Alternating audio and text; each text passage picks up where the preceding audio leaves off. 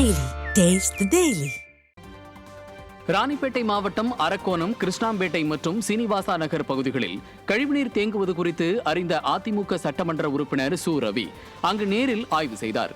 மேலும் நகராட்சி ஆணையரை வரவழைத்து உடனடியாக அப்பகுதி கால்வாய்களை தூர்வாரவும், குப்பைகளை அகற்றவும், குடிநீரில் கழிவுநீர் கலக்காமல் தடுக்கவும், மாடு வெட்டும் இடத்தை அப்புறப்படுத்தவும் உத்தரவிட்டார். தொடர்ந்து அப்பகுதி ரேஷன் கடையில் பொருட்கள் முறையாக வழங்கப்படுகிறதா எனவும் அதிமுக சட்டமன்ற உறுப்பினர் ஆய்வு செய்த நிலையில் அவருக்கு மக்கள் நன்றி தெரிவித்தனர்.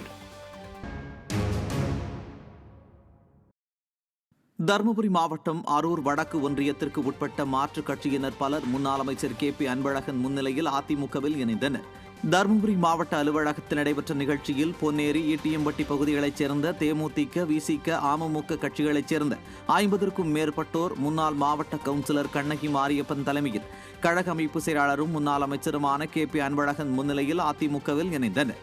அப்போது பாப்பிரெட்டிப்பட்டி சட்டமன்ற உறுப்பினர் ஆ. கோவிந்தசாமி, மாவட்ட அம்மா பேரவை செயலாளர் எஸ்.ஆர். வெற்றிவேல் உள்ளிட்ட கழக நிர்வாகிகள் பலர் உடனிருந்தனர்.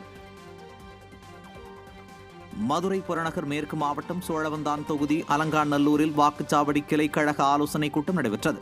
இதில் சட்டமன்ற எதிர்க்கட்சி துணைத் தலைவரும் முன்னாள் அமைச்சருமான ஆர்.பி. உதயகுமார் கலந்து கொண்டு நிர்வாகிகளுக்கு ஆலோசனைகளை வழங்கினார். அப்போது பேசிய அவர், எஸ்ஐஆர் பணிகள் மூலம் போலி வாக்காளர்கள் நீக்கப்பட்டுள்ளதாக தெரிவித்தார். மேலும் இக்கூட்டத்தில் முன்னாள் சட்டமன்ற உறுப்பினர்கள் மகேந்திரன், மாணிக்கம், கருப்பையா உள்ளிட்ட கழக நிர்வாகிகள் பலரும் கலந்து கொண்டனர். கள்ள ஓட்டு போடுவது திமுகவினுடைய மரபிலே வந்தது. நல்ல ஓட்டு போடுவது அண்ணா திராவிட முன்னேற்ற கழகத்தில் கணக்கே தெரியாது. உள்ள வச்சு அணுகிட்டே இருப்பாங்க. இந்த சத்தம் பூரா வந்துட்டாங்க. விண்ணுலகத்துல இருந்து மண்ணுலகத்துக்கு எப்படா வந்தாங்க. இப்ப நமக்கு அந்த பிரச்சனை தீர்ந்து போச்சு.